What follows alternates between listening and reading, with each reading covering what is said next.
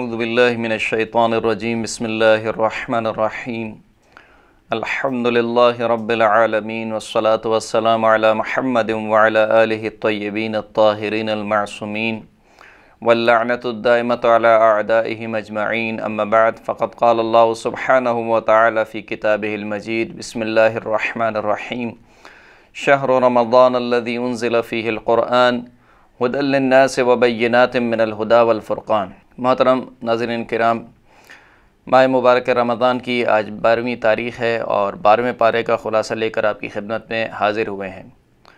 قرآن مجید کا 12واں پارہ سورہ مبارکہ ہود کی آیت نمبر 6 سے لے کر اور آخری آیت تک یعنی آیت نمبر 123 تک یہ آیات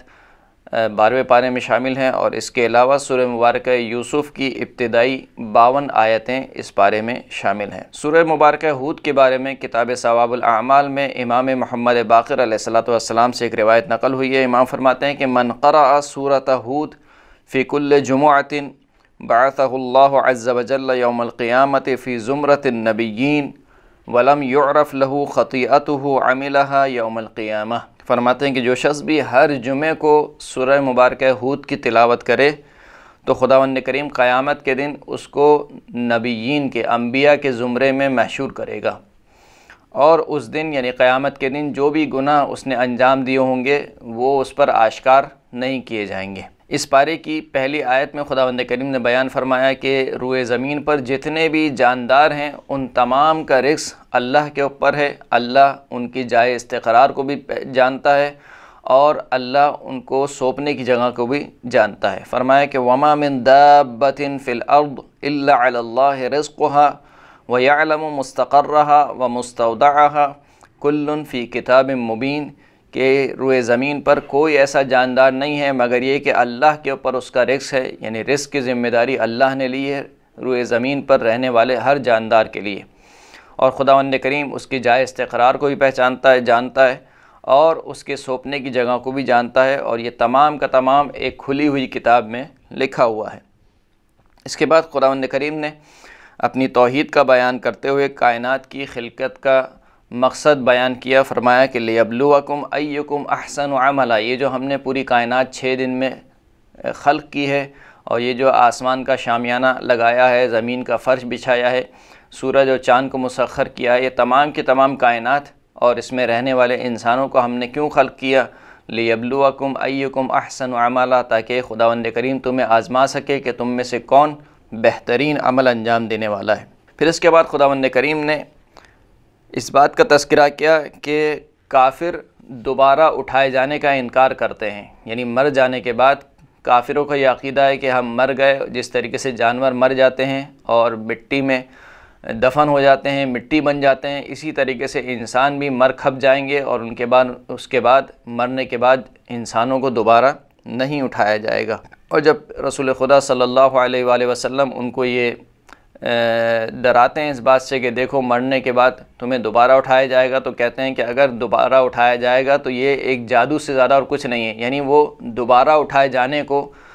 جادو سمجھتے تھے کہ کوئی جادو ہو سکتا ہے کہ جس کی وجہ سے انسان دوبارہ اٹھایا جائے، ورنہ انسان دوبارہ نہیں اٹھایا جا سکتا۔ پھر اس کے بعد خداوند کریم نے ذکر کیا کہ یہ کافر ڈھٹائی کرتے ہوئے کہتے ہیں کہ جس عذاب سے تم ہمیں ڈراتے ہو اس عذاب کو لے آؤ۔ خداوند کریم بارہا یہ ذکر کر چکا ہے کہ قیامت کا علم جو ہے وہ خداوند کریم کے پاس ہے، اور خداوند کریم جب چاہے گا اس وقت قیامت آئے گی۔ اور پھر اس کے بعد کی 2 آیات میں آیت نمبر 9 اور آیت نمبر 10 میں انسان کی ایک بری خصلت کا تذکرہ ہوا۔ وہ بری خصلت انسان کی ناشکری اور کفران نعمت ہے۔ خداوند کریم ارشاد فرماتا ہے کہ لَإِنْ أَذَقْنَا الْإِنسَانَ مِنَّا رَحْمَةً ثُمَّ نَزَعْنَاهَا مِنْهُ إِنَّهُ لَيَئُوسٌ كَفُورٌ کہ جب ہم انسان کو اپنی جانب سے کوئی رحمت چکاتے ہیں یعنی اپنی نعمت دیتے ہیں، ثُمَّ نَزَعْنَاهَا مِنْهُ پھر اس کے بعد رحمت اور نعمت دینے کے بعد انسان سے اس نعمت کو چھین لیتے ہیں، تو یہ انسان انہو لیئوس کفور تو انتہائی مایوس ہو جاتا ہے اور کفران نعمت کرنے لگتا ہے۔ وَلَئِنْ أَذَقْنَاهُ نَعْمَاءَ بَعْدَ ضَرَّاءَ مَسَّتْهُ لَيَقُولَنَّ ذَهَبَ السَّيِّئَاتُ عَنِّي إِنَّهُ لَفَرِحٌ فَخُورٌ۔ فرماتے ہیں کہ جب ہم اسے اپنی نعمتوں کا مزہ چکاتے ہیں، ان مصیبتوں کے بعد ان مشکلات کے بعد کہ جنہوں نے انسان کو گھیر لیا تھا، تو یہ کہتا ہے کہ اب تو مجھ سے تمام کی تمام برائیاں دور ہو چکی ہیں، اور پھر یہ انسان اترانے لگتا ہے اور فخر کرنے لگتا ہے، تکبر کرنے لگتا ہے۔ تو یہ انسان کی ایک بری صفت ہے کہ جب انسان اچھے حالات میں ہوتا ہے تو کفران نعمت کرتا ہے، اور جب برے حالات میں ہوتا ہے تو خدا کے متعلق بدگمانی کرتا ہے۔ پھر اس کے بعد خداوند کریم نے آیت نمبر 12 میں کافروں کی ایک بیہودہ خواہش کو ذکر کیا، فرماتے ہیں کہ فَلَعَلَّكَ تَارِكٌ بَعْدَ مَا يُوحَىٰ إِلَيْكَ وَضَائِقٌ بِهِ صَدْرُكَ أَن يَقُولُوا لَوْلَا أُنزِلَ عَلَيْهِ كَنزٌ أَوْ جَاءَ مَعَهُ مَلَكٌ إِنَّمَا أَنْتَ نَذِيرٌ وَاللَّهُ عَلَىٰ كُلِّ شَيْءٍ وَكِيلٌ، کہ اے حبیب شاید آپ بعض ان چیزوں کو جو آپ کی طرف وحی کی گئی ہیں ان کو چھوڑنے والے ہیں، یا آپ کا دل تنگ ہو رہا ہے ان باتوں سے جو یہ کافر کہتے ہیں کہ اس پیغمبر کے اوپر اگر یہ واقعی حقیقی پیغمبر ہے تو اس کے اوپر کوئی خزانہ نازل کیوں نہیں ہوا، یا اس کے ساتھ کوئی فرشتہ کیوں نہیں آ گیا۔ تو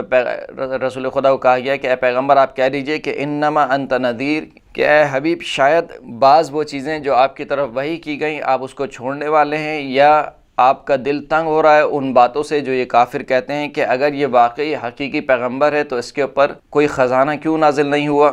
یا اس کے ساتھ کوئی فرشتہ نازل کیوں نہیں ہوا۔ انما انت نذیر، اے حبیب آپ فقط اور فقط ڈرانے والے ہیں، اور خداوند کریم ہر شے پر وکیل ہے، ہر شے کا سرپرست ہے۔ اس کے بعد کی آیت میں خداوند کریم نے بیان کیا کہ دیکھو جو دنیا چاہتا ہے تو ہم اس کو دنیا دے دیتے ہیں، اس کے تمام اعمال کا بدلہ اسی دنیا میں پورا دے دیتے ہیں، یعنی ہمارے خزانے میں کوئی کمی نہیں ہے کہ جتنے اعمال ہوتے ہیں اعمال کا جتنا اس کا صلہ بنتا ہے ہم اسی دنیا میں دے دیتے ہیں، لیکن ایسے شخص کے لیے آخرت میں کوئی نصیب کوئی حصہ نہیں ہوتا۔ لہٰذا انسان کے اوپر ہے کہ آیا وہ فقط دنیا کو ہی اپنا مطمع نگاہ قرار دیتا ہے یا دنیا کو وسیلہ قرار دیتا ہے آخرت کے حصول کے لیے۔ پھر اس کے بعد خداوند کریم نے رسول اللہ کی حقانیت کو بیان کیا کہ آپ اپنے رب کی جانب سے واضح دلیل پر ہیں، اور اس سے پہلے جناب موسیٰ علیہ السلام کی کتاب بھی آپ پر گواہ ہے۔ اور پھر آیت نمبر 24 تک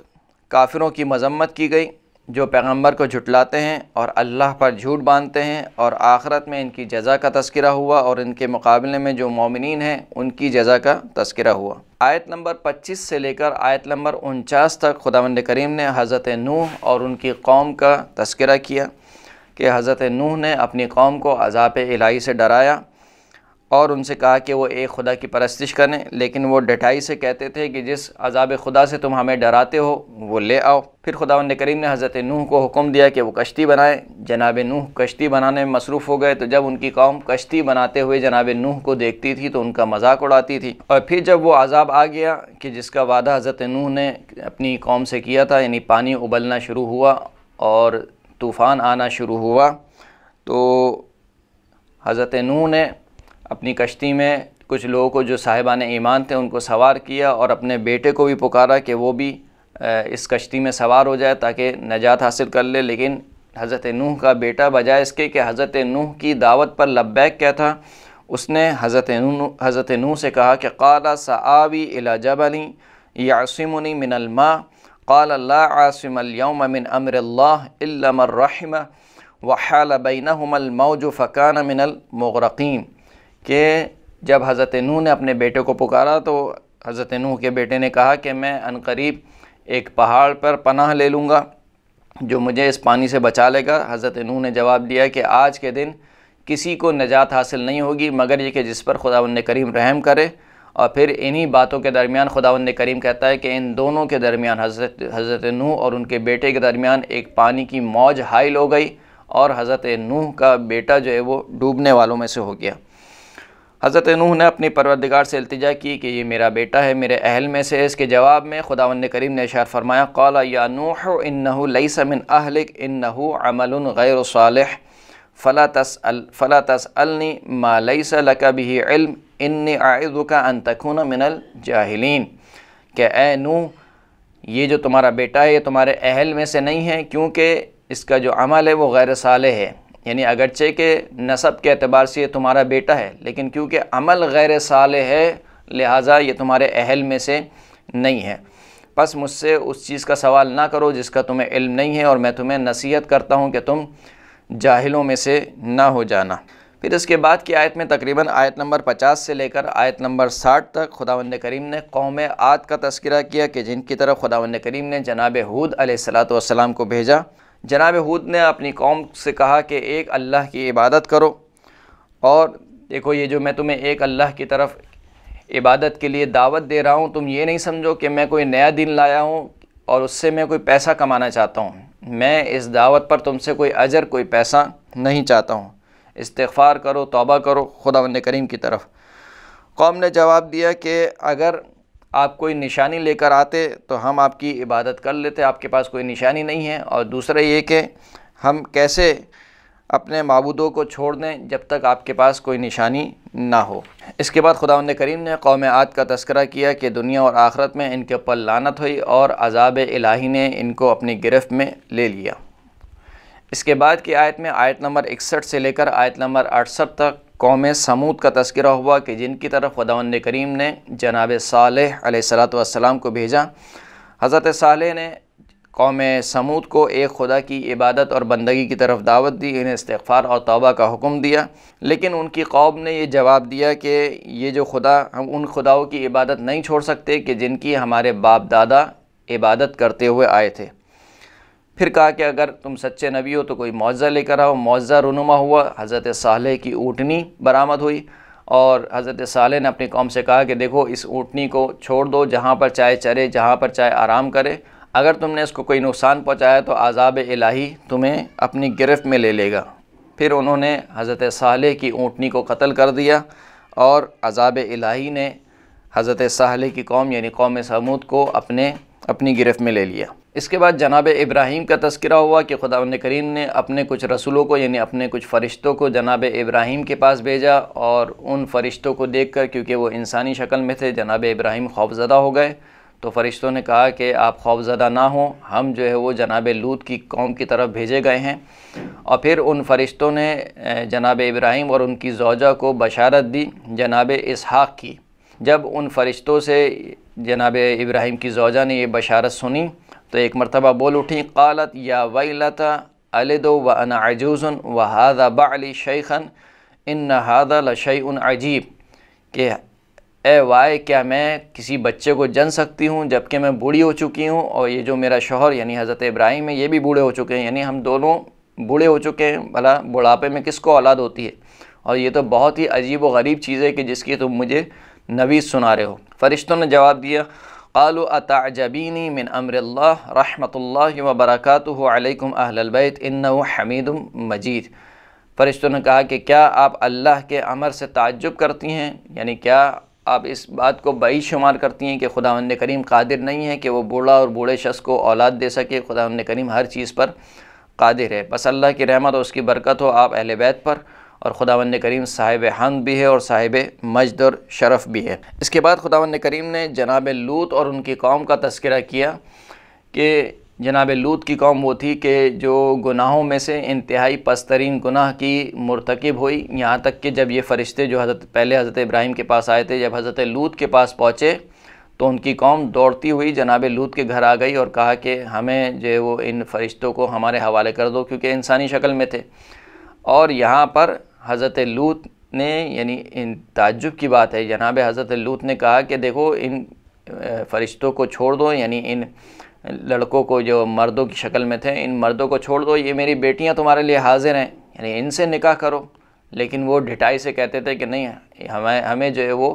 لڑکیوں میں کوئی دلچسپی نہیں ہے، ہمیں ان فرشتوں کو یعنی یہ جو مہمان تمہارے پاس آئے ہیں ان مہمانوں کو ہمارے حوالے کر دو۔ پھر جناب لوط نے ان کو ڈرایا اور ان فرشتوں نے کہا کہ انشاءاللہ آپ اس رات اپنے گھر والوں کے ساتھ نکل جائیے، اور صبح کے وقت جو وہ ان کے اوپر عذاب نازل ہو جائے گا، مگر یہ کہ سوائے آپ کی زوجہ کہ وہ آپ کے ساتھ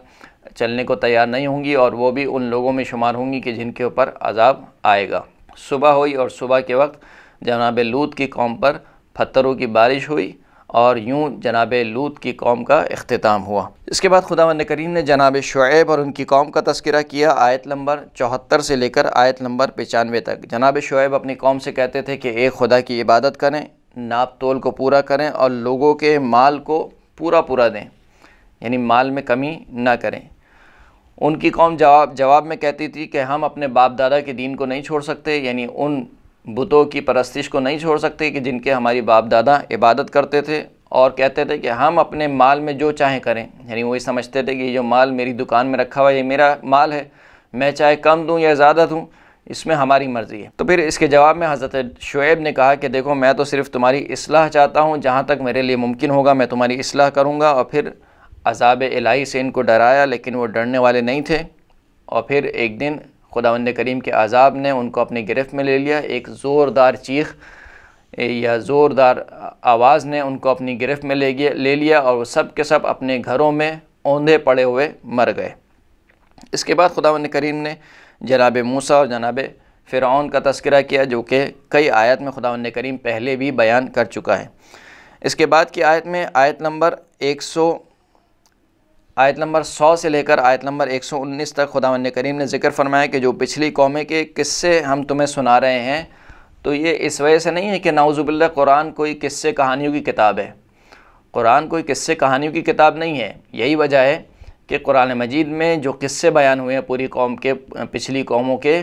ان میں سے فقط وہ حصے بیان ہوئے ہیں جو آنے والوں کے لیے عبرت کا سبب ہے۔ یعنی مثال کے طور پر قرآن مجید میں حضرت موسیٰ کی تاریخ پیدائش نقل نہیں ہوئی ہے، قرآن مجید میں حضرت موسیٰ کی جائے پیدائش کا تذکرہ نہیں ہوا ہے، قرآن مجید میں حضرت شعیب کے والدین کون ہیں اس کا ذکر نہیں ہوا، حضرت شعیب مثال کے طور پر کس طریقے سے ان کا بچپنا گزرا اس کا ذکر نہیں ہوا۔ تو پچھلی قوموں میں سے وہ حصہ جو آگے والوں کے لیے اس عبرت کا سبب بن سکتا تھا، فقط اس حصے کو نقل کیا گیا، لہٰذا فرمایا کہ دیکھو یہ جو قصے ہم تمہیں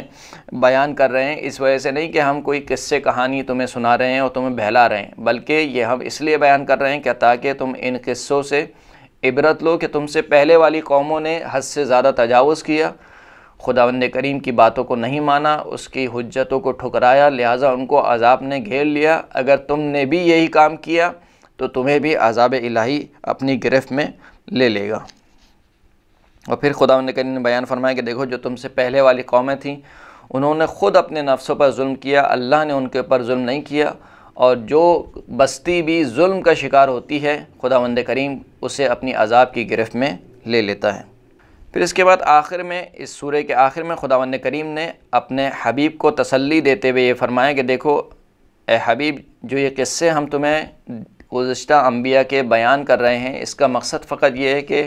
ہم تمہارے دل کو مستحکم کر سکیں، تمہارے حوصلے کو بلند کر سکیں۔ فرمایا کہ وَكُلًّا نَقُصُّ عَلَيْكَ مِنْ أَنْبَاءِ الرُّسُلِ مَا نُثَبِّتُ بِهِ فُؤَادَكَ وَجَاءَكَ فِي هَذِهِ الْحَقِّ وَمَوْعِظَةٌ وَذِكْرَى لِلْمُؤْمِنِينَ، کہ تمام کے تمام قصے ہم آپ کے اوپر پڑھتے ہیں جو گزشتہ انبیاء کی خبریں ہیں، تاکہ اس کے ذریعے سے ہم آپ کے دل کو مضبوط اور مستحکم کر سکیں، اور ان چیزوں میں آپ کے پاس حق آ چکا ہے، اللہ کی جانب سے نصیحت آ چکی ہے، اور یہ قصے ذکر ہیں، نصیحت ہیں تمام کے تمام مومنین کے لیے۔ یہاں پر سورہ مبارکہ ہود کا اختتام ہوتا ہے۔ اس کے بعد کی جو سورہ ہے وہ سورہ مبارکہ یونس ہے، کہ جس کے بارے میں ثواب الاعمال میں ایک روایت نقل ہوتی ہے۔ امام جعفر صادق علیہ الصلوۃ والسلام ارشاد فرماتے ہیں کہ من قرأ سورۃ یوسف فی کل یوم او فی کل لیلۃ بعثہ اللہ تعالی یوم القیامۃ وجمالہ مثل جمال یوسف ولا یصیبہ فزع یوم القیامۃ وکان خیار عباد اللہ الصالحین، کہ جو شخص بھی سورہ مبارکہ یوسف کو ہر روز یا ہر شب میں پڑھتا ہے، خداوند کریم قیامت کے دن اس کو مبعوث کرے گا، اور اس کا حسن و جمال جناب یوسف کے حسن و جمال کی طرح ہوگا، اور قیامت کے دن کی جو سب سے بڑی مصیبت ہے وہ اس تک نہیں پہنچے گی، اور وہ اللہ کے صالح بندوں میں سے ہوگا۔ سورہ یوسف کی ابتدائی آیت میں خداوند کریم نے بیان کیا کہ یہ جو قرآن مجید کی آیات ہیں یہ کھلی ہوئی روشن اور واضح کتاب کی آیات ہیں، اور ہم نے انہیں عربی زبان میں نازل کیا تاکہ آپ سمجھ سکیں، تاکہ تم سمجھ سکو، اور قرآن مجید کے جو قصے ہیں سب سے بہترین قصے ہیں۔ آیت نمبر 3 میں ارشاد ہوا کہ نحن نقص علیک احسن القصص بما اوحینا الیک ھذا القرآن وان کنت من قبلہ لمن الغافلین، کہ ہم آپ کے اوپر بہترین قصے بیان کرتے ہیں اس چیز کے ذریعے سے جو آپ کی طرف وحی ہوتی ہے اس قرآن میں سے۔ اس کے بعد آیت نمبر 4 سے لے کر اس پارے کے اختتام تک، بلکہ اگلے پارے یعنی 13ویں پارے کی بھی کئی آیات میں خداوند کریم نے جناب یوسف کے قصے کو بیان کیا ہے، کیونکہ اس سورہ کا نام سورہ یوسف ہے۔ تو جناب یوسف کا جو قصہ ہے بہت تفصیل سے خداوند کریم نے بیان کیا ہے، یعنی جناب یوسف کا بچپنا بھی بیان ہوا کہ جب انہوں نے خواب دیکھا اور خواب میں 11 ستارے ان کو جو وہ سجدہ کر رہے ہیں، جناب یعقوب نے کہا کہ اپنا یہ جو خواب ہے وہ اپنے بھائیوں سے بیان نہیں کرنا ورنہ تم سے حسد کرنے لگیں گے۔ اور پھر جناب یوسف کے بھائیوں کا تذکرہ ہوا کہ وہ کہتے تھے کہ یوسف اور ان کے بھائی یعنی بنیامین آپ کو بہت زیادہ عزیز ہیں جبکہ ہم بھی آپ کے بیٹے ہیں۔ تو پھر اس کے بعد کہنے لگے ایک دن کہ یوسف کو ہمارے ساتھ بھیج دیجئے تاکہ وہ ہمارے ساتھ کھائے پیے اور ہمارے ساتھ کھیلے۔ جناب یعقوب نے کہا کہ مجھے ڈر ہے کہ ایسا نہ ہو کہ یوسف کو کوئی بھیڑیا کھا جائے، اور یہ ان کی ایک سازش تھی جناب یوسف کے بھائیوں کی کہ وہ چاہتے تھے کہ یا تو جناب یوسف کو قتل کر دیں یا کسی ایسی زمین پر چھوڑائیں کہ پھر وہ دوبارہ پلٹ کر جناب یعقوب کے پاس نہ آ سکیں اور پھر ہم اپنے والد سے زیادہ قریب ہو جائیں۔ وہ جناب یوسف کو لے کر گئے اور کہا کہ اب کیا کیا جائے، کہا کہ جناب یوسف کو کنویں میں پھینک دیا جائے، اور بھائیوں نے جناب یوسف کو کنویں میں پھینک دیا اور پھر ایک قمیص کو لے کر چلے گئے جس کے اوپر جھوٹا خون لگا ہوا تھا، اور کہا کہ جناب یوسف کو بھیڑیے نے کھا لیا ہے۔ پھر پورا تذکرہ ہوا کہ جناب یعقوب جناب یوسف کی یاد میں اس قدر انہوں نے گریہ کیا کہ ان کی آنکھیں سفید ہو گئیں۔ اور پھر اس کے بعد تذکرہ ہوا کہ وہاں سے جب ایک قافلہ گزرا اور اس نے جو پانی کے لیے کنویں میں ڈول ڈالا تو جناب یوسف برآمد ہوئے، اور پھر اس قافلے والوں نے جناب یوسف کو ایک بازار میں بیچ دیا انتہائی کم قیمت میں۔ وہاں سے عزیز مصر کی زوجہ کے غلام نے جناب یوسف کو عزیز مصر کی زوجہ کے لیے خریدا، اور پھر وہ پورا واقعہ نقل ہوا کہ کس طریقے سے عزیز مصر کی زوجہ نے جناب یوسف کو ورغلانا چاہا اور دربار میں لے گئی، تمام دروازوں کو بند کر دیا، تصاویر بیہودہ تصاویر کو دیواروں پر آویزہ کر دیا، اور پھر جناب یوسف نے جب یہ دیکھا تو اللہ کی پناہ مانگی اور دروازے کی طرف دوڑنا شروع کیا۔ وہ دروازے خود بخود جناب یوسف کے لیے کھلتے گئے، یہاں تک کہ عزیز مصر کی زوجہ نے پیچھے کی طرف سے جناب یوسف کی قمیص کو پکڑا تو پیچھے کی جانب سے جناب یوسف کا پیراہن پارا پارا ہو گیا۔ پھر اس کے بعد جب گیٹ کھلا تو عزیز مصر سامنے تھا، اور کہا وہ جو عزیز مصر کی زوجہ تھی، کہا کہ یہ جو یوسف ہے یہ آپ کی زوجہ پر نعوذ باللہ حد سے زیادہ تجاوز کرنے والا ہے، لہٰذا اس کو یا تو قتل کر دیجئے یا اس کو قید خانے میں ڈال دیجئے۔ اور پھر انہی کے اہل میں سے ایک شخص گویا ہوا، کہا کہ اگر یوسف کی قمیص پیچھے سے پھٹی ہوئی ہے تو اس کا مطلب ہے جناب یوسف سچ بول رہے ہیں، اور اگر جناب یوسف کی قمیص آگے سے پھٹی ہوئی ہے تو اس کا مطلب یہ ہے کہ عزیز مصر کی زوجہ صحیح بول رہی ہے۔ جب یہ پورا واقعہ ہوا تو عزیز مصر کی زوجہ کو جو خواتین تھیں ان کے آس پاس انہوں نے طعنہ دینا شروع کیا کہ تم نے جو ہے وہ کیوں یہ غلط کام انجام دیا۔ تو پھر وہ واقعہ پیش آیا کہ عزیز مصر کی زوجہ نے ان خواتین کو جمع کیا اور پھر کہا کہ اب یوسف کو لے کر آؤ، اور پھر ان تمام کی تمام عورتوں نے جب جناب یوسف کی طرف نگاہ کی تو انہوں نے اپنی انگلیوں کو کاٹ لیا، اور اس طریقے سے اس پارے کے اختتام تک تقریباً جناب یوسف کا تذکرہ ہے جو کہ خداوند کریم نے عبرت کے طور پر مسلمانوں کے لیے پیش کیا ہے۔ وآخر الدعوانا ان الحمد للہ رب العالمین۔